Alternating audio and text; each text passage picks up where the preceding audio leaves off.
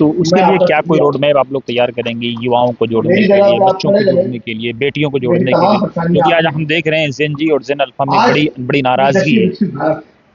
देखिए जेंजी या जेन अल्फा के कुछ नाराजगी देखिए वो सभी दौर में होते रहे, पहली बार नहीं है। जो युवाएं होते हैं उनके अंदर एक जोश तो होता है कि अगर उनकी समझ में कोई चीज जो उन्हें लग रहा है सही नहीं है तो वो अपनी आवाज उठाते। तरीके अलग हो सकते हैं लेकिन ये हमेशा ही होता रहा है।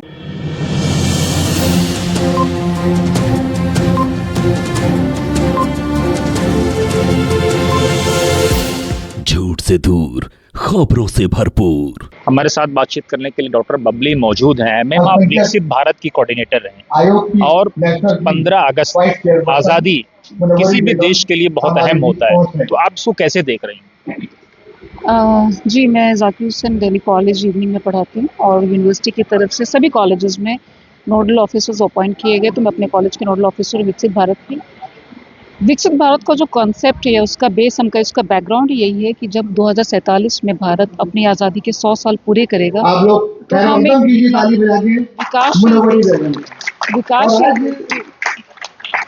विकसित देश की तरफ जो हमारा कॉन्सेप्ट है वो पूरा हो जाएगा।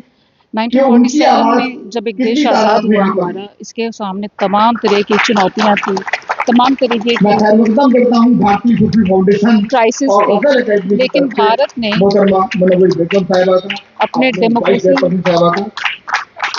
अपनी डेमोक्रेसी की स्पिरिट को जिंदा रखते हुए आज हम परसों 15 अगस्त मनाने जा रहे हैं इंडिपेंडेंस डे, और हम अपने 79th ईयर ऑफ इंडिपेंडेंस को कंप्लीट कर लेंगे, जो बहुत ही रिमार्केबल है। और इस 79th ईयर में इंडिया ने जिस तरीके का इकोनॉमिक ग्रोथ देखा, सोशल पॉलिटिकल ग्रोथ देखा, वो काफ़ी काबिले तारीफ है। साथ ही साथ भारत एक ऐसा देश है जो पूरे विश्व में सबसे बड़ी डेमोक्रेसी होने के साथ साथ सबसे डाइवर्स कंट्री भी है, और उस एसेंस को मेंटेन रखते हुए आज हम विकसित भारत की तरफ एक नए विकसित देश की कल्पना, और हमें पूरी उम्मीद है जो हमारे यशस्वी प्रधानमंत्री श्री नरेंद्र मोदी जी का जो सपना है, सभी भारतीय उसमें अपनी इंडिविजुअल कैपेसिटी में, ऑर्गेनाइजेशनल कैपेसिटी में तरह तरीके से कंट्रीब्यूट कर पाएंगे। लेकिन बबली जी, विकसित भारत में जेन जी और जेन अल्फा की बड़ी भूमिका होने वाली है, उसको कैसे आप क्लब करेंगे? बिल्कुल, जो विकसित भारत का कॉन्सेप्ट बनाया गया है, उसका ब्लूप्रिंट बनाया गया, उसमें एक अलग से एक सेक्शन है जिसमें इस पे फोकस किया गया है जो युवा भारत का जो युवा पॉपुलेशन है उसके। देखो, युवाओं का मतलब होता है सपनों से भरे हुए, शक्तियों से भरे हुए, ऊर्जा से भरे हुए, उसको सही मायने में चैनलाइज करके हम क्योंकि किसी भी देश के विकास में जो सबसे ज़्यादा ज़रूरी होता है वो है सपने, और उसको सपनों की पूरी करने की ऊर्जा। तो भारतीय युवा शिक्षा की तरफ ध्यान दे रहा है, एंटरप्रेन्योरशिप की तरफ ध्यान दे रहा है, एम्प्लॉयमेंट की तरफ ध्यान दे रहा है। ये उनका सबसे बड़ा योगदान होगा विकसित भारत की तरफ, देश के लिए देश को ले जाने। विकसित भारत का जो सपना है, हो सकता है उसमें कुछ चैलेंजेस हो, लेकिन उसमें महिलाओं की जो भूमिका है वो बहुत इंपॉर्टेंट होने वाली है। और भारत एक ऐसा देश है जहाँ पे 50% जो पॉपुलेशन है वो महिलाओं की है।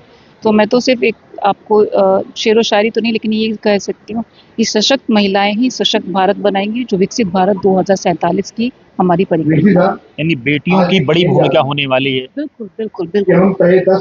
हमारे प्रधानमंत्री नरेंद्र मोदी जी ने इस पे काफी फोकस किया है कि जो 2047 का भारत होगा उसमें महिलाएं सिर्फ सहभागी नहीं होंगी या उसकी बेनिफिशियरी नहीं होंगी, वो उस डेवलपमेंट को लीड करेंगी, क्योंकि 50% पॉपुलेशन मायने रखती है एक देश की, और जब तक उनका 100% लीडरशिप नहीं होगा तब तक एक विकसित भारत की परिकल्पना नहीं की जा सकती।